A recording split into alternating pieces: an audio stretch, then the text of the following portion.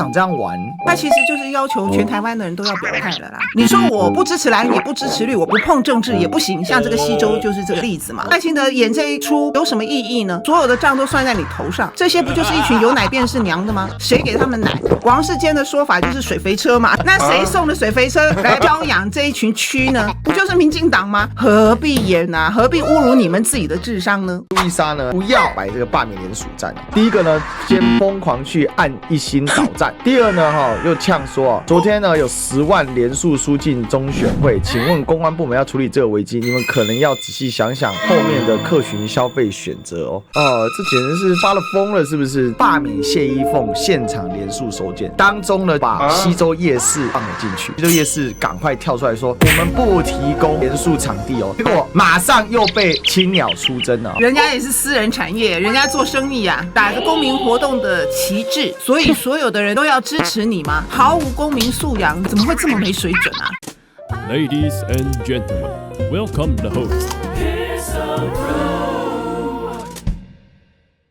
他们积极的在布建这个联署战嘛，就闹出了2个事情，一个是在我们看到路易莎呢，她不要摆这个罢免联署战结果没想到呢，引起了青鸟的不悦路易莎咖啡的普里酒厂门市在南投。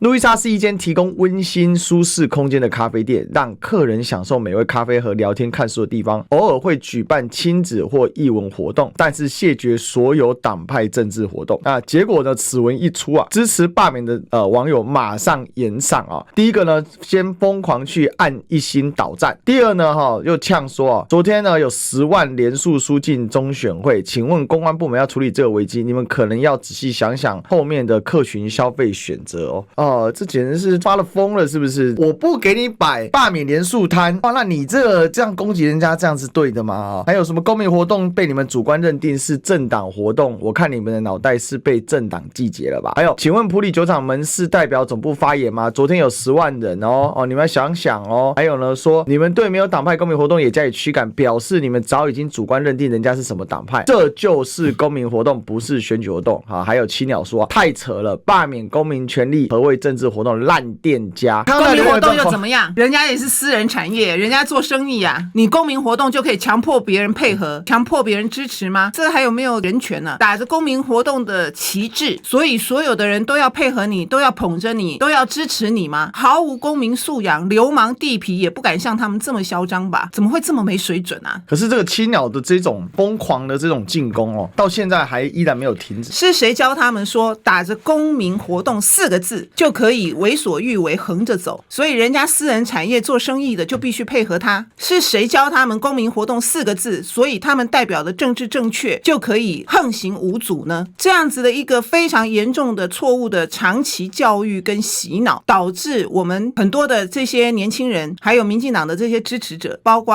譬如说像青鸟的这一辈的年轻人，完全没有一个正确的公民概念，整个所谓的公民概念已经完全被偷换概念，被扭曲了。这个才是最严重的，就是说他们已经中毒很深了啦，我应该这么说。打着公民旗帜就可以这么嚣张，然后这么公开的霸凌合法的商家。一个年轻人说实在的，没有经济独立的能力，可能在家里头还要看父母的安排跟脸色，对不对？然后呢，去到学校，他也不一定是在学校里头受到注目的那样子的一个学生，上班呢，他也可能是个社畜。在这样子的一个情况底下，他会觉得他参加了青鸟之后，他忽然间哇，这个不知道是什么东西附体了，所以呢，他呢比他爸妈还大，比他老板大，比他学校的所有的同学都高人一等，因为我公民2个字附体了。我今天呢走到哪，我就是替天行道，一夕之间变成了小霸王了。哇，忽然间神功附体，光芒万丈，然后他可以在社群平台上面指教别人，说别人是，说别人错。我可以评价任何一个知名的新闻事件或者是知名的人士，我可以从一个默默无闻的屁孩变成我可以随意的羞辱跟指点大 S。 大 S 在很多人的心目中是女神呐，对，所以他忽然间变得好大呀，不可一世啊，然后就开始胡言乱语，胡作非为。可是他很爽，因为他不这样，他觉得他没有这些，根本从来没有这样子的权利或者是能力可以干这些事情，于是他就毫无边际的嚣张跋扈了，多爽啊！你看看，因为青鸟2个字，他背后撑腰的是整个民进党，是整个执政团队，是整个国家机器，是赖清德啊！他在民进党支持者里头，他忽然间变英雄了。但问题是，他对这些所有的事情完全没有思考，没有认识，他既没有知识，也没有尝试，也没有人生的历练。我觉得这对一个年轻人来讲是一个莫大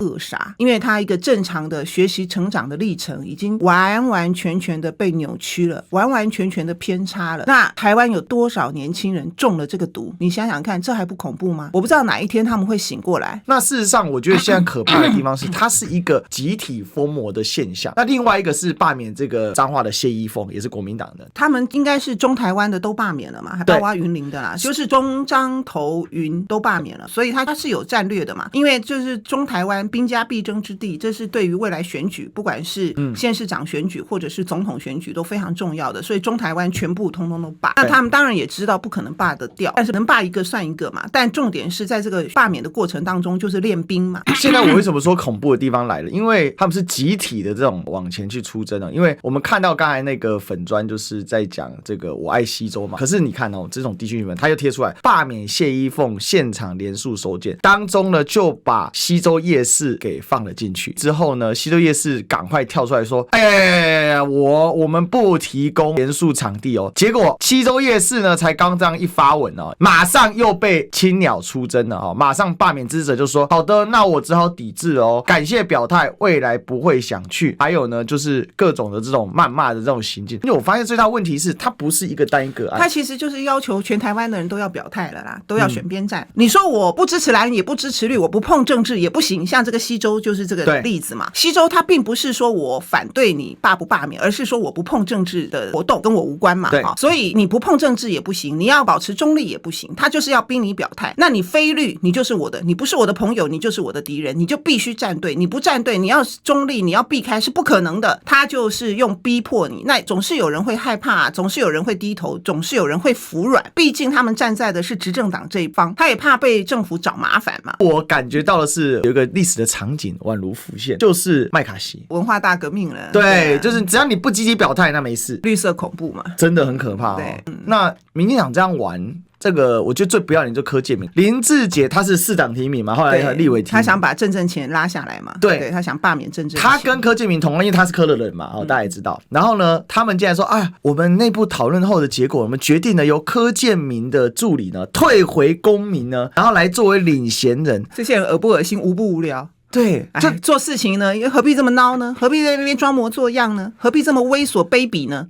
你就大大方方的嘛，你就柯建铭大大方方的送嘛。每一天从过年前就开始在那边叫嚣，就在那边喊说要罢掉所有国民党的区域立委，不就是你柯建铭吗？连这个也要演，然后跟中央无关，跟赖清德无关。赖清德演这一出不沾锅有什么意义呢？所有的账都算在你头上，所有的账当然是算在民进党头上。这些公民团体钱哪里来？这些不就是一群有奶便是娘的吗？谁给他们奶？王世坚的说法就是水肥车嘛。